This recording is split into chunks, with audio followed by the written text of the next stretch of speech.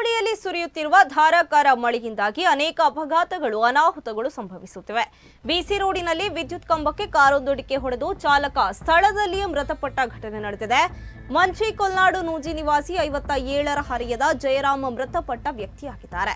Father Muller ಆಸ್ಪತ್ರೆಯಲ್ಲಿ canteen ನಡೆಸುತ್ತಿರುವ ಜಯರಾಮ್ ಅವರು ಬೆಳಗ್ಗೆ 4:30ರ ಸಮಯದಲ್ಲಿ ಮನೆಯಿಂದ ಮಂಗಳೂರಿಗೆ ಮಾರುತಿ 800 ಕಾರ್ನಲ್ಲಿ ಪ್ರಯಾಣಿಸುತ್ತಿದ್ದ ವೇಳೆ ಜೋರಾಗಿ ಸುರಿಯುತ್ತಿದ್ದ ಮಳೆಗೆ ಕಾರು ನಿಯಂತ್ರಣ ಕಳೆದುಕೊಂಡು ಬಿಸಿ ರೋಡಿನ ಡಿಪಿ ಸ್ಟೋರ್ನ ಮುಂಭಾಗದಲ್ಲಿರುವ ವಿದ್ಯುತ್ ಕಂಬಕ್ಕೆ ಡಿಕ್ಕಿಯಾಗಿದೆ.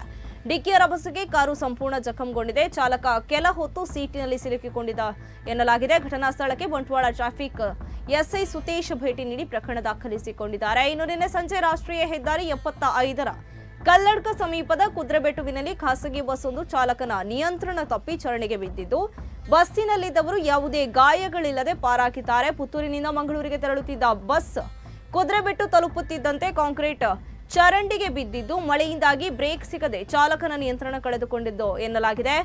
ಘಟನೆಯಲ್ಲಿ ಬಸ್ಸಿಗೆ ಹಾನಿಯಾಗಿದ್ದು ಪ್ರಯಾಣಿಕರಿಗೆ ಹೆಚ್ಚಿನ ತೊಂದರೆ ಆಗಿಲ್ಲ ಎನ್ನಲಾಗಿದೆ.